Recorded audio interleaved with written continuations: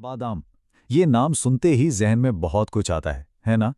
नाश्ते की मेज़ से लेकर मीठी सौगातों तक ये हर जगह मौजूद है। लेकिन क्या हम इसे वाकई में जानते हैं, या इसकी असल पहचान, इसकी असल कहानी कहीं तारीख के पन्नों में खो गई है? जी हाँ, ये जो आम सा नजर आने वाला बादाम है ना, इसके पीछे एक बहुत गहरी, एक बहुत पुरानी कहानी छुपी हुई है। एक ऐसी शनाख्त जिसे शायद हम आज भूल चुके हैं। तो सवाल यह है कि कदीम हकीम बादाम के बारे में ऐसा क्या जानते थे जो आज हम नहीं जानते? चलें आज मिलकर इसी राज से पर्दा उठाते हैं। ये एक सफ़र है उस खोए हुए इल्म की तरफ जो पुरानी तिब्बी किताबों यानी फार्माकोपिया के सफ़ात में कहीं दफन है। तो ठीक है, अपनी तहकीकात शुरू करते हैं। सबसे पहले देखते हैं बादाम की बुनियादी प्रोफाइल, इसकी शनाख्ती फाइल। आखिर ये है क्या और आता कहाँ से है?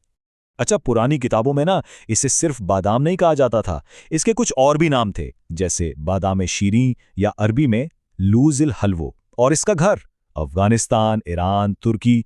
लेकिन जो कदीम हकीम थे ना, वो अफगानिस्तान के बादाम को सबसे आला, सबसे बेहतरीन मानते थे। और फार्माकोपिया में इसकी शक्ल सूरत का भी बड़ा दिलचस्प जिक्र है। लिखा है कि ये एक झुर्रीदार, चपटा सा खुश्क मेवा है।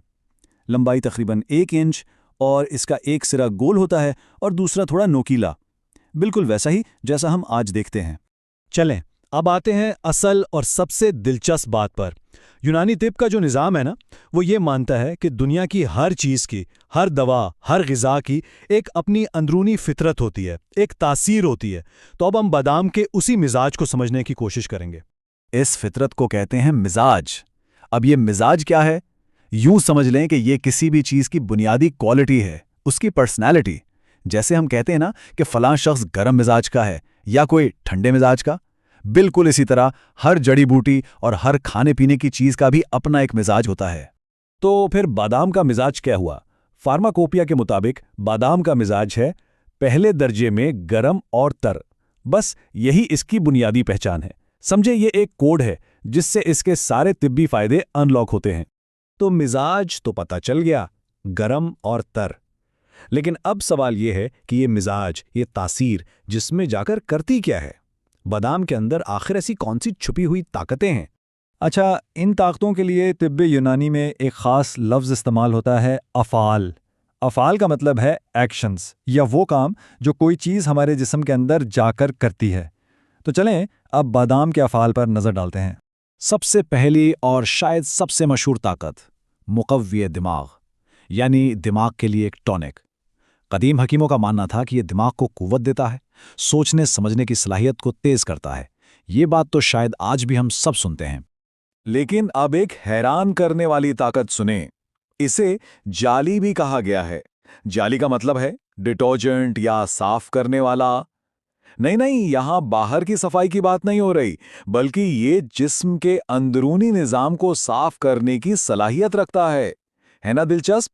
और यही नहीं, एक और अहम ताकत है, मुसम्मिने बदन, यानी ये जिस्म को फरबा करता है, वजन बढ़ाने में मदद देता है। तो देखें, एक तरफ दिमाग को तेज कर रहा है और दूसरी तरफ जिस्म को बना रहा है। वाकई बादाम को एक ऑलराउंडर समझा जाता था। तो अब हमारे पास मिजाज भी है और अफ़ाल यानी ताकतें भी। अब अगला कदम क्या होगा? जाहिर है ये देखना कि कदीम हकीम इन्हीं ताकतों को इस्तेमाल करके किन बीमारियों का इलाज करते थे।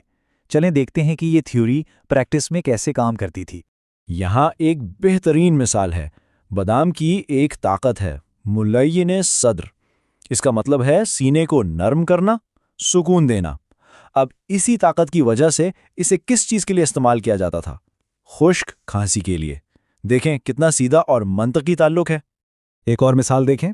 इसकी एक ताकत थी मुक़व्वी बाह, यानी जिस्मानी ताकत को बढ़ाने वाला।